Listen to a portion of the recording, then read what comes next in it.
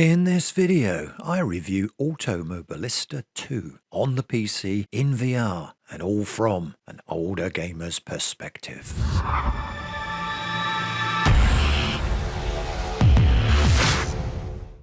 AMSR2 has been in my Steam library now for some time. I can't remember when I bought it, only that my initial impressions of it were not that great. Now though, there is an updated version, the much heralded version 1.5.3.5 patch, which adds a better AI to a previous patch that offered a better tyre model and driving experience. So I thought, sure, why not? This video then is aimed at people who are interested in AMS2 but haven't bought it or tried it again recently, and I will look at it as the bog standard version that you buy without any DLC or any mods, just so you know what you are getting for your initial purchase price. It's worth noting that at the moment, first week of December 2023, there is a sale for AMS2 and much of the DLC. But if you are watching from the future, it does go on sale a lot, so maybe hang on for that rather than pay full price. That said, on with the review.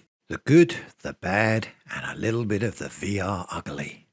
On the positive side, I would say the tyre model and generally the drivability of AMS2 has improved since I first tried it. It's got a different feel on the track from iRacing, that's for sure, but hey, that's not necessarily a bad thing, it's just different. So overall, it's a positive driving experience. Another positive is the graphics, which are pretty cool, with some spectacular weather effects that you don't get in iRacing, and includes a lot of well-presented tracks and some very detailed cars that are also a lot of fun to drive. The driving ranges from Formula cars, including classics and junior Formula, to prototypes, all of the GT series, club and street cars, vintage and historical, rally, and also trucks. There's even karts, the latter being something iRacing doesn't have. Some of these are more drivable than others, and some are more fun than others, but I can tell you the GT4 McLaren drives like a dream, and the VW Golf is a wild ride, but a huge amount of fun. Basically, you will find a lot of different cars in the basic package, and you are bound to find one that suits your driving style. And all of the very detailed interiors that you view through VR, as I do, will blow you away.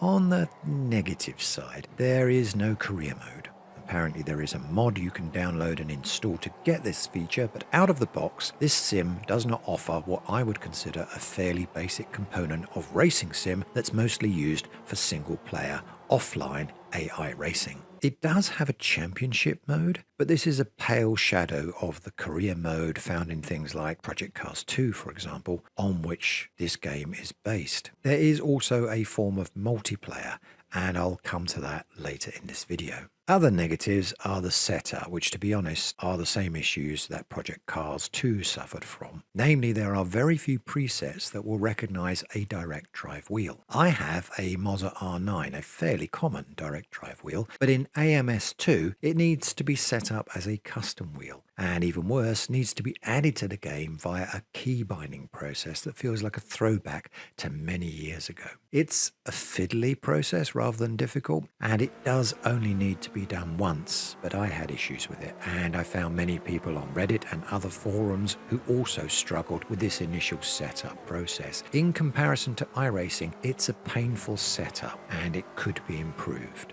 Like I say, it only needs to be done once, but it's irksome that the software is still being updated to this day and doesn't address this basic setup need. Perhaps it's a limitation of using the Madness engine from Project Cars 2, I don't know, but it will cause a lot of new users to stumble at the very first hurdle of using this sim. On a more positive note, the force feedback is very easy to set up, and you can also map a fine-tuning function of this to your wheel. This allows you to alter the force feedback for each individual car on the fly during a race. I found leaving the global force feedback to about 80 worked well with my Moza R9, and then I adjusted each car down to the level I wanted. It's a small feature, but it's a really nice touch. Back to the negatives, and this one is the ugly. Trying to arrange the HUD overlay so that I could see a little clearer whilst in VR was pretty much impossible. By default, the virtual mirror was too low for me, often in my eye line,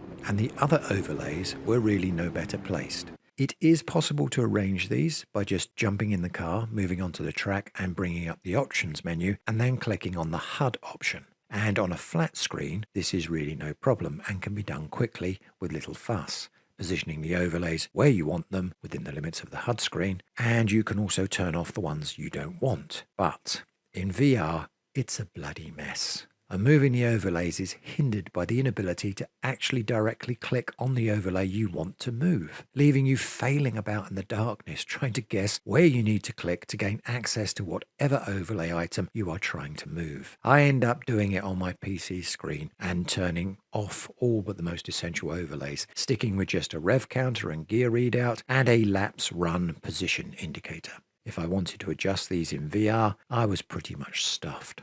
The last negative is the lack of a spotter. Again, this is something you can mod into the game for free using Crew Chief, for example, but it's difficult to understand why a game that's based on Project Cars 2, which did have a spotter, has decided to exclude that feature in this modern day incarnation. With AMS2, I found some of the production choices to be perplexing, and after coming from iRacing, it felt like this was sim racing light. Which is a shame because the actual driving and the graphics included with this patch is bloody brilliant. Handy shortcuts you need to set up. Before I ran a test lap, I took some time to set up a few handy shortcuts on my steering wheel that I remembered needing from my Project Cars 2 days. These are just some quality of life improvements that make racing a little easier, particularly in VR. In the Options menu under the Vehicle tab, scroll down to the bottom of this menu and map one button to increase the gain on your force feedback and another one to decrease it. I have this mapped to the four-sided pad on my wheel. Up increases the gain, down decreases it. This can be adjusted on the fly while in the middle of a race. Next, very important for VR users, go to the Camera and View tab, scroll all the way down to the bottom until you see Center VR Headset and map a button on your wheel so that you can adjust your seat height for each individual car. Lastly, in the Game tab, bind a button to pause. This brings up the in-game menu and allows you to access options, restart the race, or leave the session. Otherwise, you have to blindly feel around for your keyboard looking for the escape key. I've also bound a button on the reset car option, which plonks you back on the track after a crash, but only if there are no other cars near you. The HUD view binding allows me to cycle through the HUD options, or in fact turn them off. Once you have this set up, you are ready to test drive your first car in AMS2. Running a test lap. Opening up the test lap option can be a little overwhelming, as the cars in the base game are plentiful, which is not a bad thing, and it does take a bit of time to find what you are looking for. Although the cars can be sorted in various ways, there isn't a filter, so you just have to search through until you find the specific class that you're interested in. Not so much of a problem with the base game, but I would imagine that once you pile in the DLC and the mods, it could become cumbersome. Searching through the car options, I did initially miss the MX-5. That being said, there is a modern Mini to kind of replace it, and it's lots of fun to drive. Another favourite of mine, the Formula V, is also in the base game, but looking a little bulkier and a bit meaner in AMS2 than in iRacing, and a lot more like, in fact, the one I saw at the ADAC Sim Racing show earlier this year. Once I'd picked out my car, the Formula V in this case, and selected my track, it was time to take the car out for a spin. You start with the car emerging from the pits, which will give you an instant flashback to Project Car 2 days, and you are only given control of the car once you pass the pit exit area. Once you're through that, you're off. Initially, the force feedback felt way too heavy, but using my handy wheel shortcuts, I dialed it back while still running the car until I had it about right, which for me in the V, using the Moza R9, was around 65%. That's the gain I'm adjusting, by the way. At first, it has to be said that the driving experience felt totally different from iRacing, but then it's difficult to compare the V in AMS2 because it does seem to be a heavier version. That being said, it really wasn't long before I had the idea of what I was doing and was able to complete a lap without leaving the grey stuff too many times. One thing I did notice from the test lap was it didn't take too much of the tyre being on the grass for the car to become totally unstable and start to lose complete control. And once you're on the grass, well, it's pretty much all over and feels like you're driving on the surface of an iced over lake. On the track, however, everything was nice and grippy. Going into the corners felt responsive and the rumble strip had a nice tactile feel to them. Occasionally the car felt a bit floaty, but this could be me still getting used to the V in AMS2 after racing the V for so long in iRacing, and I'm just finding it difficult to change from one driving engine to another. Once I felt that I was competent enough, I moved on to a single player race. Running a race. This is easy enough to set up. Once you have selected the car you want, you just set the parameters of the race, either the number of laps or the duration. Then you need to set the time of day you are racing, the weather, and how many types of weather you'll experience during the race. You can also make a start type change, rolling or the grid, and specify if you want stops or you want fueling. All of that sort of thing is there. It's all very customizable, and there should be a way to simulate any type of race that you can think of. It's even possible to set up a 24-hour race. Not quite sure why you'd want to do that, but it's possible. Some of the default opponent settings are a little on the low side, so you need to check that and go into that setting, clicking here. Make sure you get the number of cars that you want in the race. Otherwise, you can end up with like 4, and that feels a little bit too weak for me. Once you press the start button, assuming you've decided not to do the practice session or the qualifying session, you do need to be ready to go. I have criticised iRacing in the past for having a slow time to start in the AI iRacing, but in AMS2, you're on the track in just a few seconds, and then the lights come up and away you go. It's all very quick, so be ready for it. For these first races, I chose to be at the back of the grid, but there is also the option to place your car in the middle or the front to suit whichever turn one experience you prefer. In the race, I found the AI in AMS2 to be far superior to iRacing, where I found far too often the cars would start to form a queue when going around corners. In AMS2, you get the feeling that a real battle is happening, not only between you and the other drivers, but between the other drivers as well. It's about as close to racing real drivers in multiplayer as I have experienced in any offline single racing sim that I've so far played. The AI does sometimes back off a little bit too much, particularly when I challenge in the corners, and they do stick doggedly to their driving lines, which makes predicting a good overtake strategy a little simple. But on the plus side, they aren't afraid of getting in and fighting dirty, and I have been nudged off the track more times than I care to remember by an AI driver deciding they want my space more than they want to see me safely finish the race. All in all, these AI racers offer a fun offline experience, with the added advantage that if you stuff it up, you can just start the race all over again. My challenge in these races is always to start at the back and then see how many of the other drivers I can get past, preferably without crashing. If you want to watch a replay of the race, you just need to click on the camera icon and select the race that you want to see again. You can also freeze the action while you're in the replay mode and take a photo using some of the built-in filters. The multiplayer experience.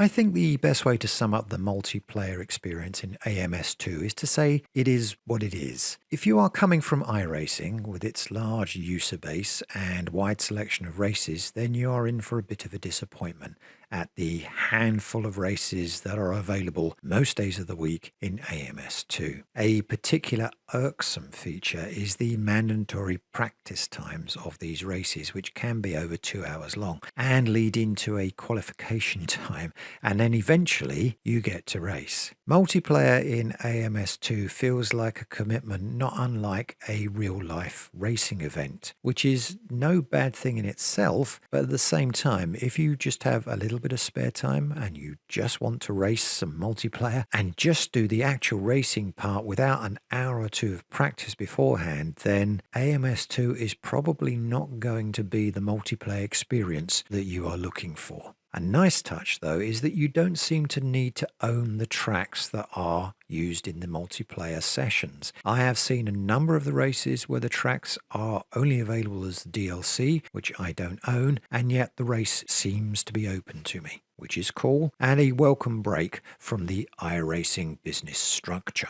Conclusions. I've recorded the race footage here from a variety of different sources using the replay tool and also directly recording in the Meta Quest 3 headset. And looking at this footage, you can get a real idea of just how good the graphics look in AMS2. There's some detailed track scans here and some very nice looking car interiors. In VR they look especially cool, and graphically there is a lot to like about this game, there really is. The downsides of AMS2 are the setup process, the poor implementation of movable HUDs in VR, and a multiplayer system that seems like it's tacked onto the main game, but ultimately isn't a great experience. That being said, I played using my Quest 3 connected via cable and rarely, if ever, saw any performance issues when playing single-player races. Everything looks fabulous. The weather is dramatic and a refreshing change from iRacing, where it's forever sunshine or moonlight and with no rain at all, and it's just compelling to play in these rainstorms. It really is. It's so much more exciting. It's difficult to get that across on an actual video on YouTube, but it really is immersive. So my conclusion on AMS2 would be that if you want a single-player game where you can race in all weathers using an amazing array of cars and a really good selection of tracks, even in the base game without any of the DLC, and you want something with a great tyre model that has plenty of grip, then AMS2 is where the single-person AI racing is at. If you need a spotter or you want a career mode, then you will have to mod this game, which is an oversight in my book. But still, the game is fantastic. With a career mode and a built-in spotter, AMS2 will be utterly brilliant. I hope they add it soon. I really do. But I wouldn't avoid buying this game because of it. It's a great experience. You need to have it in your life. Comment below if you would like to see a guide on installing a spotter to AMS2 or modding the game to include a career mode. Until next time, race clean, and I hope to see you on the track. If you enjoyed this video, don't forget to click the like button, and if you haven't already done so, subscribe. Click the little bell icon if you want to be notified of any future videos.